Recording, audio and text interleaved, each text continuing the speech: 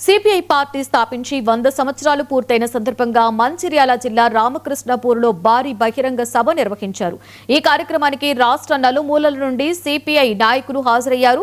1840లో అమెరికాలోని చికాగో నగరంలో ఎర్రజెండా ఏర్పడిందని చాడా వెంకటరెడ్డి తెలిపారు. సిపిఐ బడుగు బలహీన వర్గాల పార్టీ అని అన్నారు. సిపిఐని ఎవరైతే కించపరుస్తారో వారి భరతం పడతామంటూ ఆయన హెచ్చరించారు.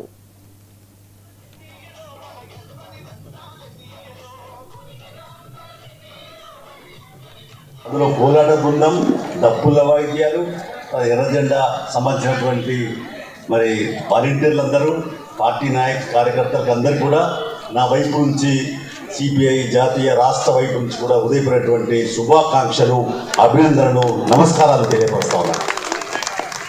చాలా సంతోషం. మరి ఈరోజు మనం ఉత్సవం, ఉత్సవాలంటే పండుగ చేసుకుంటున్నాం. 100 ఏళ్ళు అయింది.